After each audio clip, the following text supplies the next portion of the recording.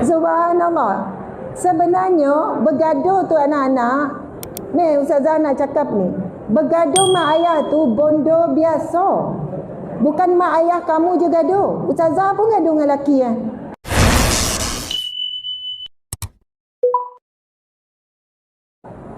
Ni anak-anak tafiz ke?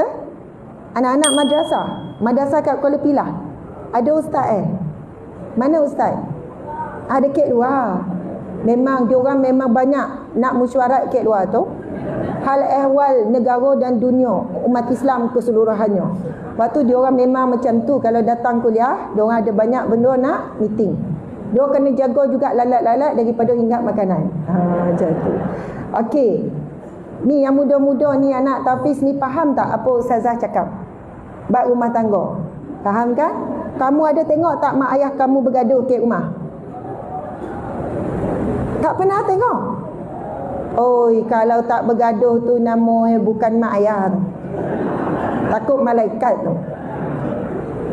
Saya tanya yang nikah dah lebih 40 tahun, bergaduh lagi tak sampai sekarang? Kau dah tak bergaduh dah sebab dah lama kahwin? Gaduh. Subhanallah. Sebenarnya bergaduh tu anak-anak, ni Ustazah nak cakap ni, bergaduh mak ayah tu bondo biasa. Bukan mak ayah kamu je gaduh. Ustazah pun gaduh dengan lelaki kan. Sebab gaduh tu bahasa cinta dalam rumah tangga. Kalau tak bergaduh tu yang risau. Kalau tak bergaduh, tak bercakap, itu lagi bimbang daripada dia dengar mak ayah bercakap. Walaupun dalam bentuk yang kita dengar macam bertumbuk. Tak adalah bertumbuk, tetapi menjawab. Masa bergaduh mak ayah tu, kita bergaduh tu, masa tu kita meluah, betul tak? Dia tak pendam. Yang tak boleh adalah, sebenarnya konflik tu biasa. Jangan sampai, apa dah tu? Konflik tu biasa, jangan sampai, saya tak ingat perkataan, krisis.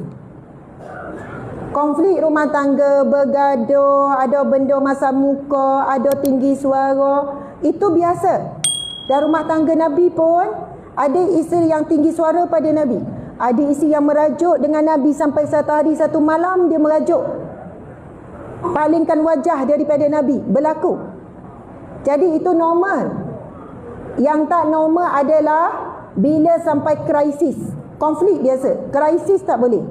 Krisis adalah apabila tak bercakap, berminggu-minggu, berhari-hari, makan dah asing, tidur dah asing. Ini masalah.